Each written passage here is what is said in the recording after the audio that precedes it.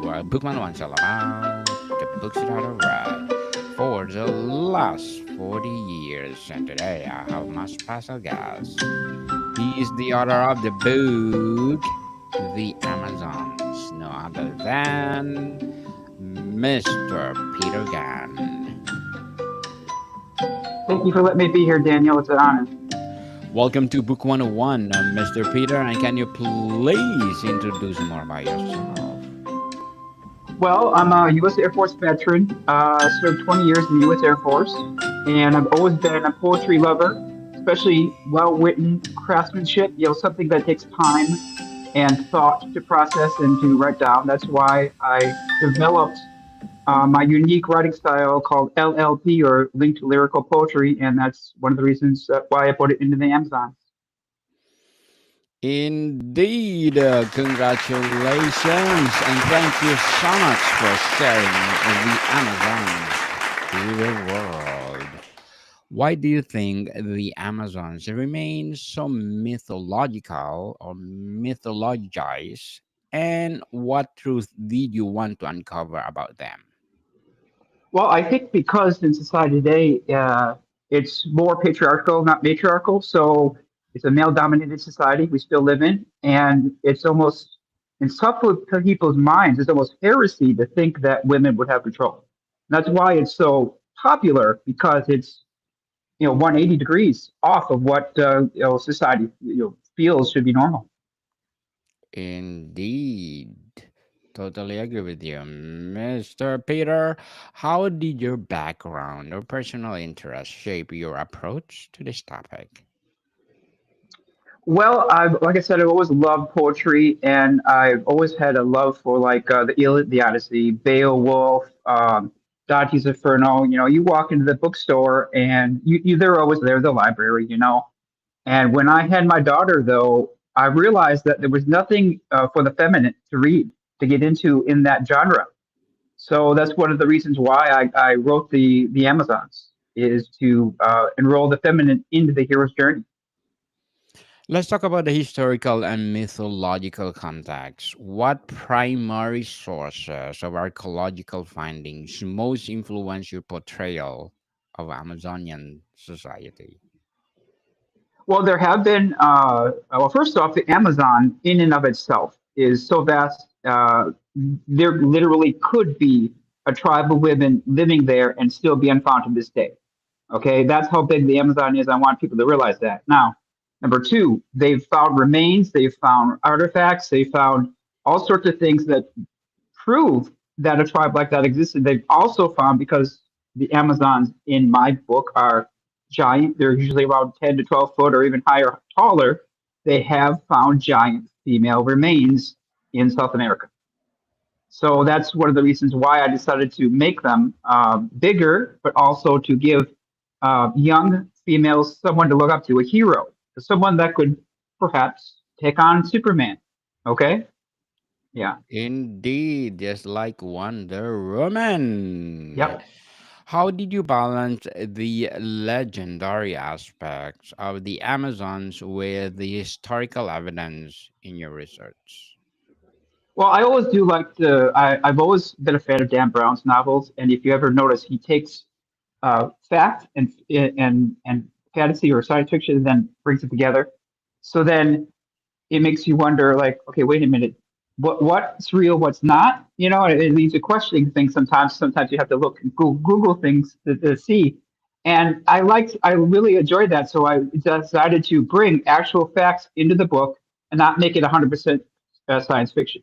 So there's actual facts that did happen. There's actual people, especially in book two. There's going to be a lot of history, and it's actually going to involve a little bit of a lesson too. Yeah. So, Mr. Peter, if you compare the Amazons to Da Vinci Code, what's the big difference? Um, I'm trying to push a message to not only the feminine, to empower them, okay, which the Da Vinci Code didn't necessarily, but also I'm posing a question to the masculine, to the men. Men are automatically born with physical strength, for the most part. Men are born with a certain uh, say rank in society, okay? and it's something you haven't earned. But if all that was taken away and you were thrust into this feminine society, how would you be judged? Would you be judged as a good man, or would they think low of you? Okay. How are you on the inside? Are you worthy of being a good man? Very well said, Mr. Peter. Very well said. Let's talk about the themes and modern prevalence. How does the Amazons challenge traditional patriarchal views and ancient history? Well, ancient history, it was hypothesized that they would, so you say, be able to take on um, not only a battalion twice the size of men, but they would also go as far as to measures to actually cut off their breasts so they could shoot a bow and arrow better, so it did get in their way. There, I don't know about that, but when you dig into it, there's more than one society of all women. There's actually ancient Greece. There's actually proof in Asia. There's actually proof in Africa. And I'm going to bring that into book two and book three, and they are going to go around the world discovering all the ancient Amazon tribes. Yes, indeed, and thank you so much for empowering women all over the world. What parallels do you draw between the Amazonian society and the contemporary conversations about gender roles or empowerment? Well, because they don't have the masculine in the society, they have in of themselves have become had to become masculine. So if you noticed, I abbreviated all their names. If you have, a mother has a young boy and she wants to name him Teddy. Okay, no man wants to necessarily be called Teddy, so he'll be saying, "Oh, call me Ted" as a nickname. Okay, it sounds more masculine, and that's one of the reasons why I wrote most of the Amazons that have nicknames is because it sounds more masculine. They've had to adopt the masculinity themselves into their society. Some are extremely masculine, some aren't so much, but it still goes in and out of the society, because men aren't needed anymore. Mr. Peter, in your view, what can modern leaders learn from the Amazon social or political structures? Well, no matter what you do, you're always going to have opposition. I mean, if you read the Amazons, you'll know that it was almost just like being here in America. There's political opposition everywhere. You try to do what you think is for the greater good, and you try to convince people that hey, this needs to be done. You're always going to have opposition. You're always going to have people pushing against you. Best thing I could say in that predicament is to follow your heart. Follow your heart, people, and it's true that everybody have their opinion. So you cannot please everybody, but go for it. Character and storytelling. Which Amazon figure was the most compelling to write and why? I would have to say Queen Ivy because I made her into the matriarch, the queen everyone could look up to. Okay. And I also made her extremely capable. So if we go into books that I haven't written yet, she was a black, what we would consider a black belt in martial arts. Okay. And she was undefeated. And one of the names she got was Ivy because of the red marks she left on people's bodies from fighting with her. Okay, just like poison ivy. And it was difficult to kill her off in the book, but I decided to do it because it's something that females go through in their life is they'll lose a mother, they'll lose a grandmother, they'll lose the matriarch of the family. All of a sudden they need to pick themselves up and they need to bring themselves into that position. How did you craft the Amazons' relationships, both within their society and with outside cultures? Well, I mean, being in the military, I've worked around, I mean, so many different cultures. In a way, I consider it almost a utopian society because where else in the world would you have every color, ethnic, religion, background together work towards a common goal? You don't see that except in the military. Okay, and that's one of the things I wanted to work into their society is there was a unity there.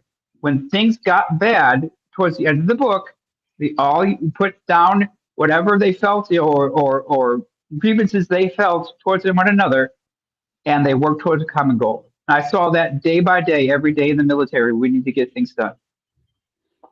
Indeed. Unite with one goal.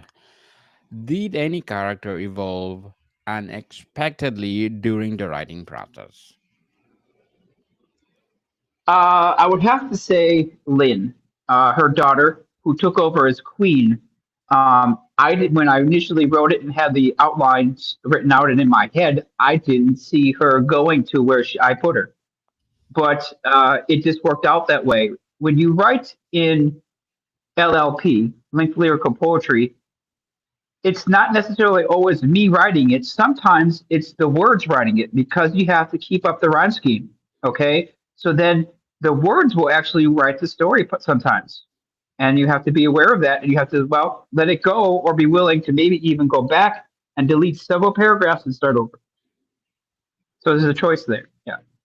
It's a choice, people. So let's talk about the challenges and craft. What was the hardest part of separating fact from fiction when reconstructing Amazonian life? Um, I wanted to make them better than humans. Okay. I wanted to, like I said before, you have them look like utopian society, but then they were unrelatable. It's if someone is like Superman, he's infallible, so he's like a god. I needed to have them fallible so people could relate to them, so people could understand them better. No one understands someone that's like a god that has no problems. Yeah. Indeed. How did you handle gaps in historical records while maintaining the narrative authenticity? Well, that I had to sit down and think about for a while because if you've ever seen the movie Big Fish, where you see the older man telling his son about what he did in his youth. Okay, I decided to use that theme in the beginning by making his father 109 years old, and then he's on his deathbed and he's telling his son about the Amazons, and that's how I started off, and that filled in a big gap. Okay, between when he was actually there and then on his deathbed, and he asked his son to go back. So that helped a lot. Interesting indeed. Were there scenes you love that didn't make the final cut? I liked the saber cat that it integrated into it. I would have liked to have integrated him more into the first book, so I did integrate him more into the second book. I almost made it seem like there's a mother-son relationship between him and Lynn in the second book. They're almost inseparable. Mr. Peter, as an author, what are your short term and long term goals? Short term right now is to finish the second book and then start on the third. Long term is to get people more aware of poetry and LLP and get them away from their phones or their computers, perhaps, or at least writing LLP on their phones and computers and getting more creative using their heart. I Love. see a lot of writers with writer's block, and they're constantly come up to me and ask me how to, and I ask, well, is your heart in it? Okay, they're just using this, but they're not using their heart. If you have passion from your heart aligned with your brain, that's where true creativity is going to come in. Okay, you need to be in alignment there. They're just using their brain because, well, society just focuses on this. Facts and figures memorized in school, and that's all they care about. They forget about the heart. When we feel passionate about something, you ever have that lapse of time? We're like, oh my God, I can't believe it. It's it's been 4 hours. It's been 6 hours. Where did the time go? You were passionate about it, weren't you? See, that's a clue. Like, okay, wait a minute. What about this do I love, and how do I keep doing it? Then use your brain, figure out how to make money doing it. Indeed. Good luck for your goals, Mr. Peter. And what will be your advice or a piece of advice for those people out there want to write their own book? Take baby steps. They're looking at the mountain as the whole book as getting published. They keep seeing it, and there's that old saying, how do you eat an elephant? One bite at a time. So just take one bite at a time and write a paragraph, write a page, and start from there. And don't stop. It's important you do it every day.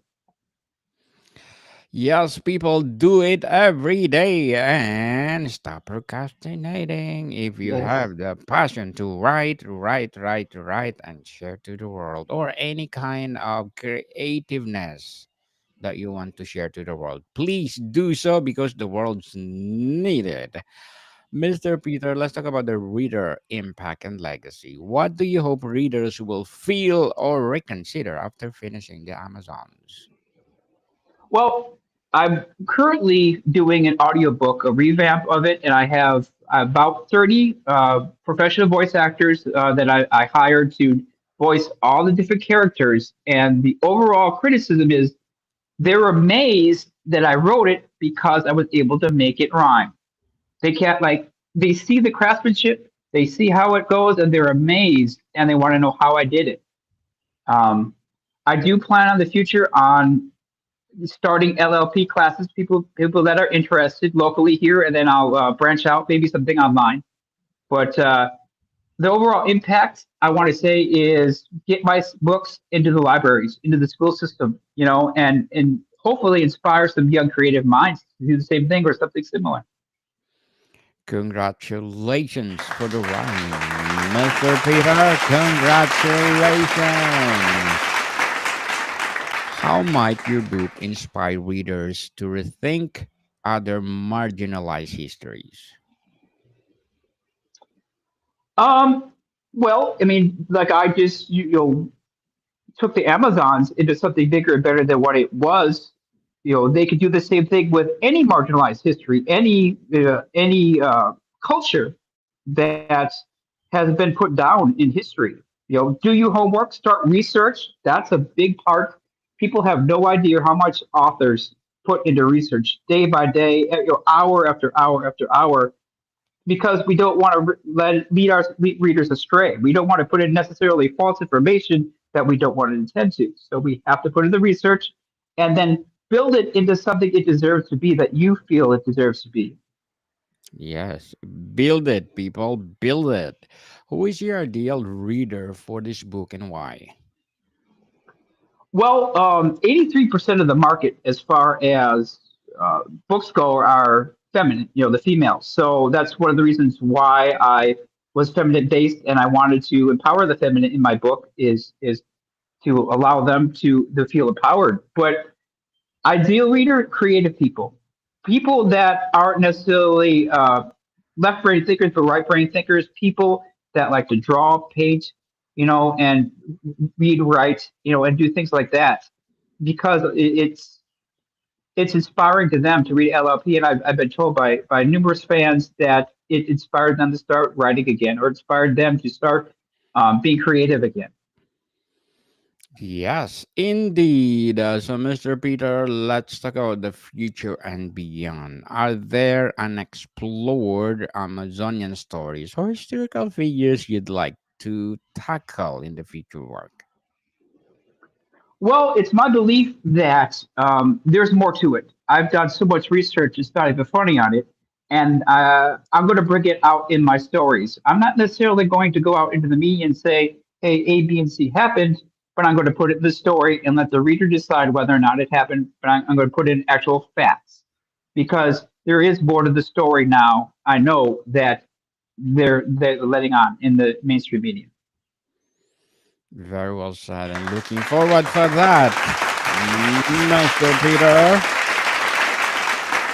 What's one question you wish someone would ask about the Amazons that no one has yet? Uh, that's a good one. I would say what the end goal is, I guess, and there is no end goal.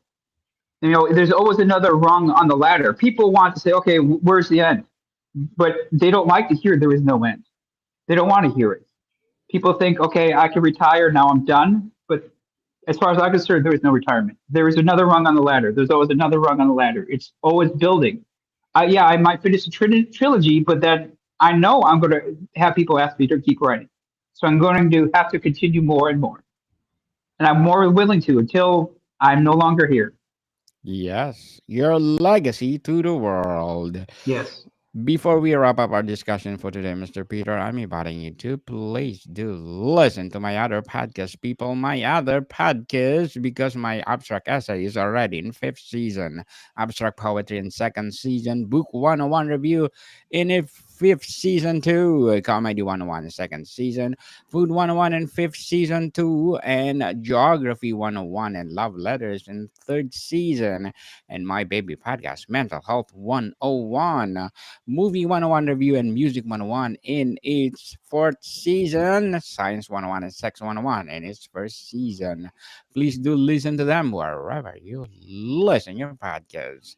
Mr. Peter, how has writing this book changed your own perspective on strength, leadership, or resilience? Well, I've seen it, change people's lives. I've seen it, them do 180 degrees when they get themselves in the books and reading. They become a different person. And one of the litmus tests you want to look for in a person that has done that is look back 1 year. If you don't recognize that person that you become, well, then you're on the right path. And especially if you hold perhaps a little bit of disdain for that old person, well, then, yeah, you're definitely made a change, and literature will make a change for the positive in your life. Indeed, create a landmark or trademark for yourself, just like Mr. Peter. And thank you so much for sharing your knowledge to the world. And can you please invite our listeners to support all your books? Well, if you want to look at any of more of my material, go to www.petergunn.net. I can also be found on Amazon Kindle. Just type in Peter Gunn, the Amazons. Thank you, Daniel. I appreciate you letting me be here. Yes, people, let's support Mr. Peter Gunn because if you support him more and more and more, empowering Amazonian novels to come. So, Mr. Peter, thank you so much for your time. Thank you, Daniel. I appreciate it. More to come, people. See you soon.